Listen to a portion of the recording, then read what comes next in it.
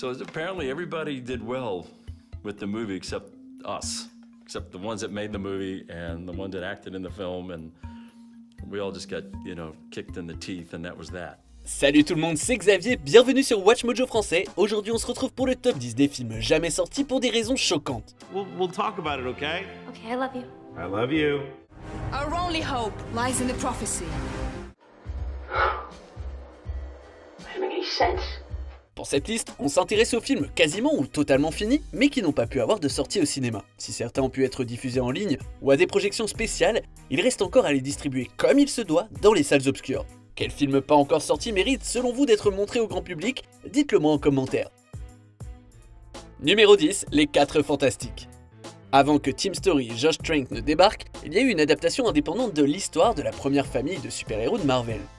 What did you say? Contrairement aux versions à gros budget, cette relique de 1994 a au moins le mérite de nous divertir par sa ringardise. C'était la moindre des choses à attendre de la part du champion des films de série B, Roger Corman, producteur exécutif du film. Au bout de quelques secondes seulement par contre, on comprend tout de suite pourquoi sa sortie a été annulée de façon prématurée. What have you done? What have you done? Stan Lee a affirmé qu'il n'a jamais été prévu que le film ne sorte. En fait, il a été fait à la hâte et avec peu d'oseille, juste pour que le producteur Bernd Eichinger puisse conserver les droits. Corman et Eichinger assurent le contraire, mais n'empêche qu'un film Les 4 Fantastiques à $1 million était condamné dès le départ. They just flushed it down the toilet. It's gone. That's it. Didn't happen. What you guys just did not happen. Bien que projeté en mai 1994 et finalement piraté, ne vous attendez pas à le voir apparaître dans le catalogue de Disney+ d'ici peu. Guess the future, my friend.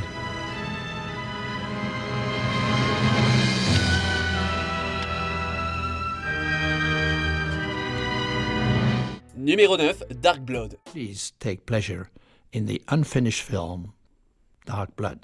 Des films ne sortent pas pour tout un tas de raisons, mais dans le cas de Dark Blood, c'est assez dramatique. Le réalisateur néerlandais George Sluizer avait bouclé 80% de ce thriller en octobre 93. Le même mois, la star River Phoenix, à l'affiche du film, est décédée suite à une consommation excessive de drogue. Plusieurs scènes impliquant Phoenix étant inachevées, le film a été mis en suspens avant de finir par être complètement annulé. You don't get something you want because you're lucky. Sluizer s'est accroché aux images et près de 2 décennies plus tard, le film a eu droit à quelque chose qui ressemble à une conclusion. Le réalisateur a contourné l'absence de l'acteur principal en usant de la narration, alors que la famille de Phoenix, elle, a refusé de participer. They are my army of spirits. They make it happen. Just breathe in and out. Can you feel it? Feel the energy? We become as one. This is forever. Tandis que Dark Blood a été vu dans plusieurs festivals du film, ce qu'il a connu de plus proche d'une sortie, c'est une sortie en DVD en Allemagne. Sluizer s'est éteint en 2014, faisant de ce film son dernier taf en tant que réalisateur. Numéro 8, A Hundred Years. Écrit par John Malkovich, qui joue aussi dedans, ce film de Robert Rodriguez verra peut-être la lumière du jour à un moment donné. Ouais, c'est possible, mais sans vouloir péter l'ambiance, a priori, aucun de nous ne sera dans les parages pour le voir. In 2015, I, John Malkovich, shot a film which will be held for 100 years. The time required to create Louis XIII. Le titre complet du film, c'est A Hundred Years, The Film You'll Never See. Traduction, 100 ans, le film que vous ne verrez jamais. Et il faut le prendre au premier degré. C'est en 2015 que le projet a été révélé au public, avec une date de sortie annoncée au 18 novembre 2115. C'est l'un des quelques courts-métrages que Rodriguez a fait pour le cognac Louis XIII de Rémi Martin, un cognac âgé de 100 ans. 2015.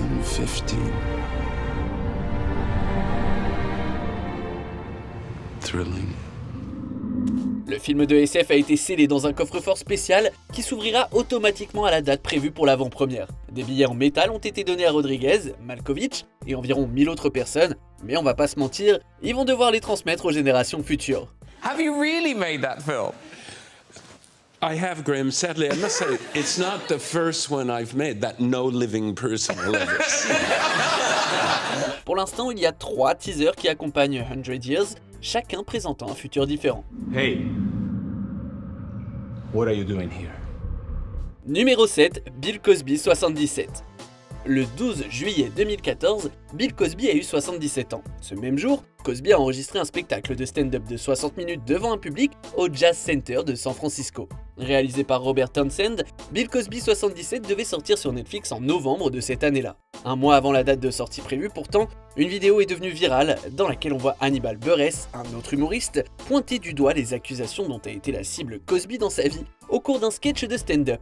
Peu de temps après, plusieurs femmes ont pris la parole contre Cosby, changeant à jamais l'image que le public se faisait de lui. People did not want to believe our story. And I finally said, I can't live in fear for the rest of my life. À la lumière de toutes ces accusations, Netflix a repoussé la sortie du film. Finalement, la plateforme de streaming a décidé de tout bazarder en 2015, alors que Cosby faisait face à plusieurs poursuites au civil. Some of your biggest supporters have said that they're concerned about your legacy.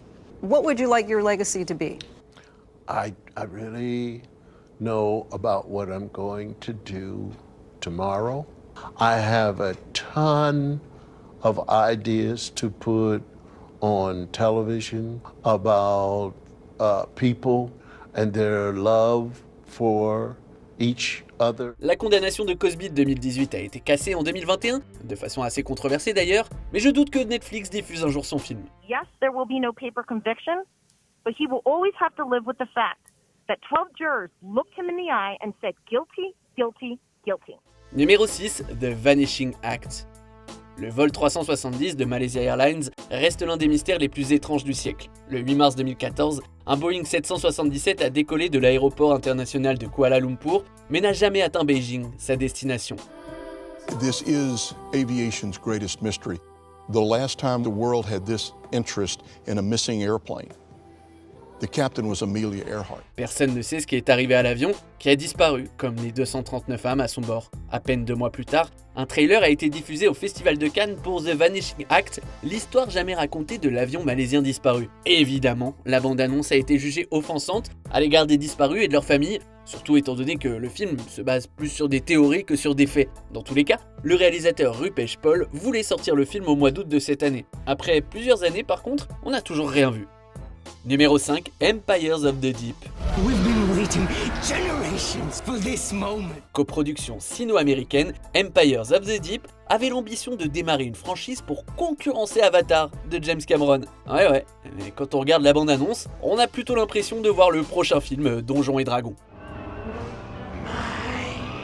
Destiny.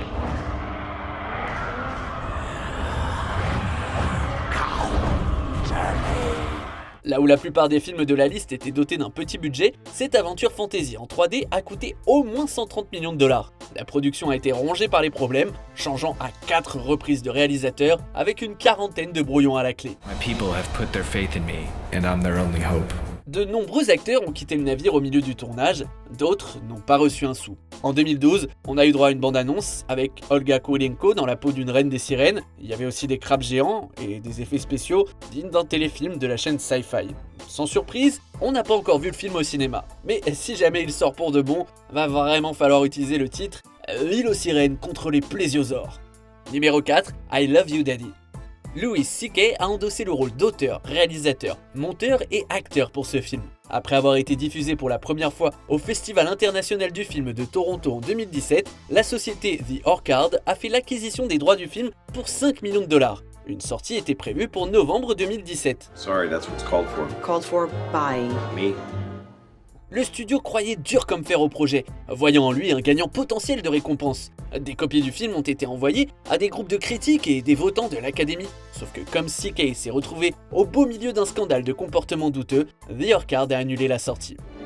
C.K. aurait racheté les droits de distribution, tandis que plusieurs acteurs, dont Chloé Grace Moretz et Charlie Day, ont refusé de faire la promo du film. En parlant du casting, tiens, c'est encore un film dans lequel le pauvre John Malkovich a joué, mais qui erre dans le purgatoire du cinéma. Bon, selon les revues, a priori, ce n'est pas une grosse perte pour le public.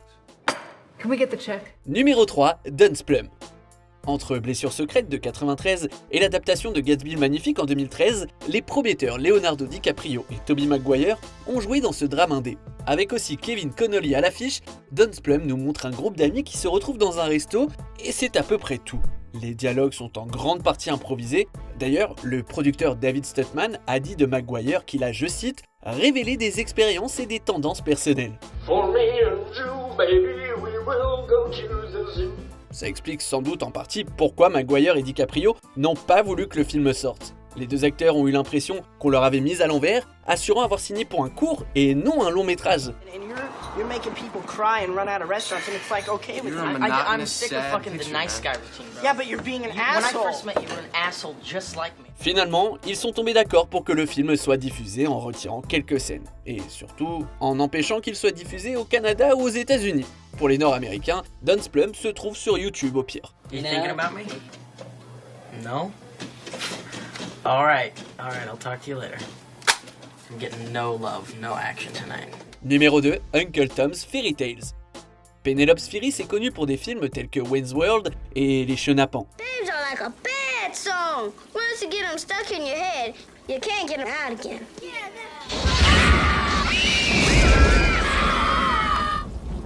Avant d'en arriver au succès mainstream, elle a tourné ce film étudiant avec Richard Pryor à l'affiche. Selon ce qu'on raconte, Pryor aurait détruit les négatifs après s'être embrouillé avec son épouse, Shelley Air Bonus, qui trouvait qu'il se souciait plus du film que d'elle. Spheeris a tenté de rafistoler le tout comme elle a pu, et le film inachevé aurait été montré à Bill Cosby. Depuis, des images du film sont apparues dans une rétrospective de la vie de Richard Pryor, ce qui a mené à un procès de la part de sa femme, Jennifer Lee. Même si le film était sorti, notons que son intrigue, qui impliquait a priori des Black Panthers séquestrant des hommes blancs riches, aurait probablement fait parler. On arrive presque à la fin. Nous publions de nouvelles vidéos chaque jour, alors avant de continuer, abonnez-vous et activez la petite cloche et les notifications sur téléphone pour ne rien rater. Numéro 1, The Day the Clown Cried. La vie est belle, le film dans lequel le personnage de Roberto Benigni utilise l'humour pour préserver son fils des horreurs de l'Holocauste. Ça vous parle ? Eh ben, un autre acteur a fait un film avec un concept similaire quelques 25 ans plus tôt. Dans The Day the Clown Cried, dont le titre français prévu était Un jour le clown pleura, Jerry Lewis incarnait un clown qui passe d'un cirque à un camp de concentration. You will see wonderful things happen to a human being because some things happen that make him think about others besides himself, and that's all I'm going to tell you. Joan O'Brien, qui a eu l'idée de l'histoire originale, a qualifié le premier montage de désastre. Lewis lui-même était si gêné par le film qu'il a tout fait pour le cacher du public. But my sense is that something like that happened, that he thought it was a good idea, and it slowly dawned on him that this is much larger than perhaps he'd realized. En 2015, 2 ans avant sa mort, Lewis a quand même fait don de négatifs à la bibliothèque du Congrès, tout en insistant pour que le produit fini ne soit pas diffusé avant presque une décennie. Que pensez-vous de notre sélection ? Dites-le moi en commentaire et checkez ces autres super vidéos de Watch Mojo français.